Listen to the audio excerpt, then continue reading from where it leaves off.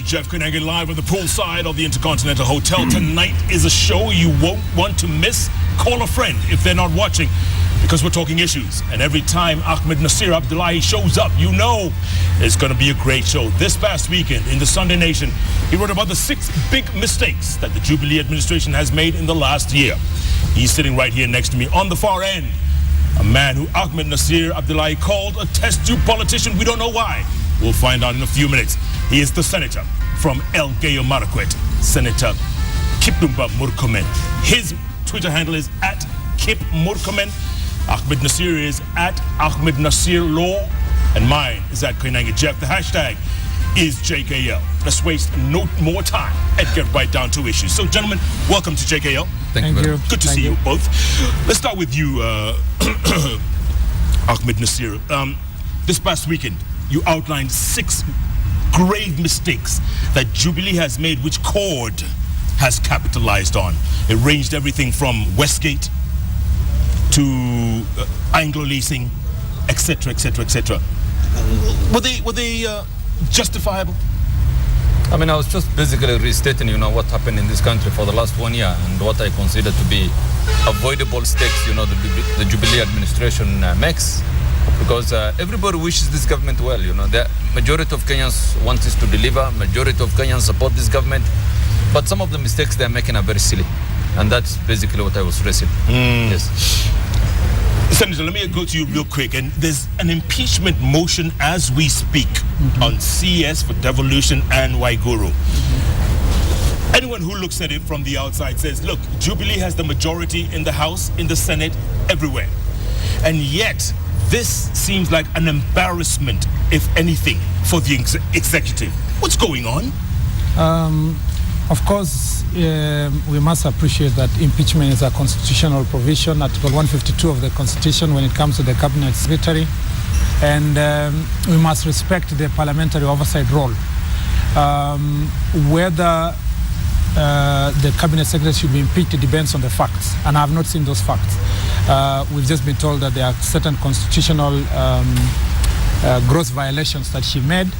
And it's until those facts are disclosed, because if you read newspapers, if you listen to what Kenyans are saying, everybody is saying that it's not enough that she transferred somebody, that and really that cannot account to be a gross violation. And yet Mythical Linturi insists. Yeah, insists that there are other facts, other set of facts that will really lead to gross violation. And until those facts are published, we cannot really be able to do that. So we don't want to say that as a government or as a people, we just oppose everybody who might have certain constitutional issues. However, it would have been better as a family to be able to solve those things internally. It would have been far much better if the impeachment charges were coming from the minority side.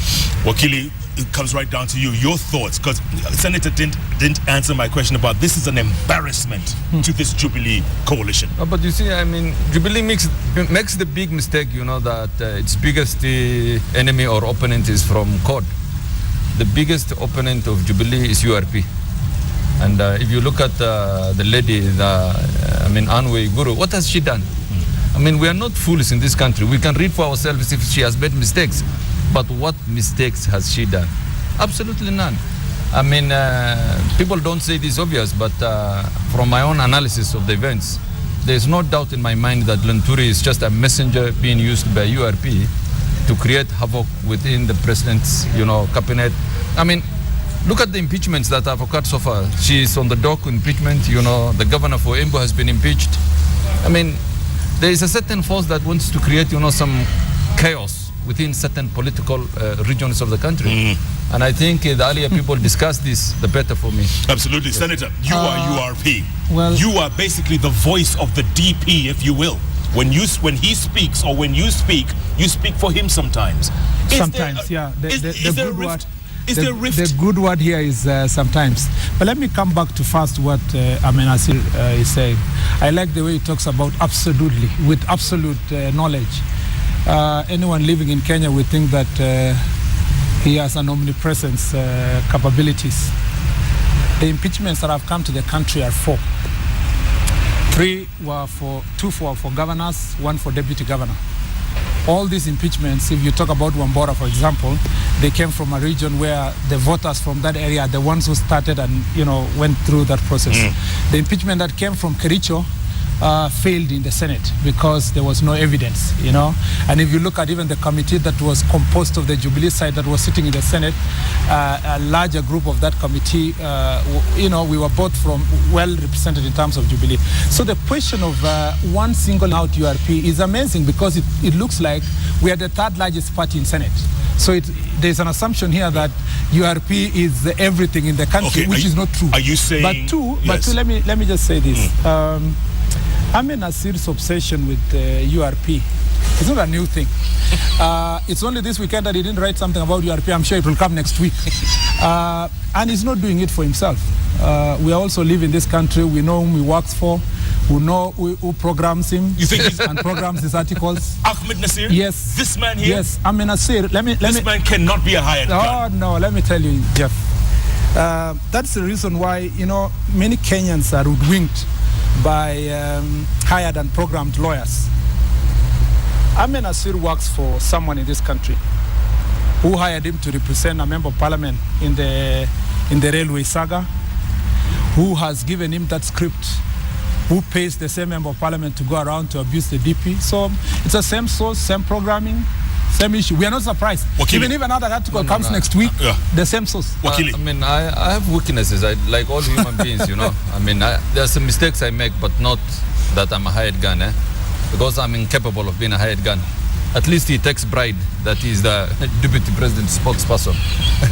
I'm not a spokesperson for anybody. I write what I want. I say what I like. But one thing that your party should come clean is to stop, this destabilizing habit it has of, going after one person after another. Look at Anway Guru, for example. Let them tell Kenyans what this lady has done. What has she done? That she has promoted someone from one position to the other? Is that a ground for impeachment? And instead of using one of them, they go around, in a very obvious manner and pick someone from Meru to spearhead this program. This is quite obvious. I think what Jubilee, what TNA really should wake up to is that even though the bond between the president and his deputies is strong, URP is in a constant mode. The default mode of URP is to destabilize the government, and I think this is quite obvious. Sure, go ahead. Can I say something, Jeff? I like the way Ahmednasir speaks because he doesn't even hide his client's script. You seem to know his client. I know his client. I just don't want to mention his name. Why don't you say my client? Say who's his client? I have said he's the same person who paid for him to go and represent Alfred in Parliament. Who told you? So he can disclose. He can disclose himself. I'm just saying. You're saying Alfred Kiter? Yes, I'm just saying that it's unfortunate if you see consistently. I'm sure in this 1 year, not less than 5 articles have been written by Ahmednasir directed at URP. And those all articles are directed towards dividing URP Was he wrong? and TNA. Was he wrong? Of course he was. Of course he is. In fact, if you want to know that he's wrong, you realize that all the articles are just on a conspiracy theory of trying to tell the president, keep away from the deputy president. And the reason is simple. During the first 10 years of Kibaki, most of certain business brokers were benefiting by the division between Raila and Kibaki. And so that helps. When you go here with a gossip, you are given a contract. You go to there with another gossip, you are given a contract. And that's exactly what Ahmednasir is doing. But this man doesn't need a contract. Senator, this man doesn't need a contract. How does he survive without contract? He doesn't need He's a lawyer. Let me tell you, he's a practicing advocate. He's peddling very cheap political theories, that can't stand the test of time. It's the same as his own political theory. Let me finish. When I talk about URP, I talk about the biggest political fraud in this country, that URP is a national party when it's not. When they talk about URP sidelining, it's a euphemism that Kalenjins have been sidelined when 50% of URP is from other regions. So please say, let me finish. When they talk, what do you mean by they? Who? Say Alfred. They say your client and another person. No, I say like don't say they. I've never said URP has been sidelined. Throughout the weekend. Where? Every weekend. About URP? Yes. It has never happened. Now, just be very factual. It is a party that pretends to be national when it is a mono-ethnic political party. It speaks for one group, at the same time pretends that it represents others. This is a party that says that URP is sidelined, but they mean Kalekina be sidelined. Let me finish. Let me finish. I mean, people from Mandera, for example. I come from Mandera. URP. 98% URP. Nobody says that people from Mandera needs a position. You have never seen a Kalenjin MP or even the deputy president or his spokesman here speaking along those lines. So, this constant agitation that is destabilizing the political, body politic in the country is not good. And, the earlier spokesman, like my good friend here, realized the better for the country. Let me ask you real quick, before you answer, let me ask you real quick. Yeah. Do you think this coalition will last? The way it's going right now, do you think it'll last until 17? No, our prayer is it should last. It is good. It is good for the country. I don't want my friend to lose the job he's doing. I want him to be in government.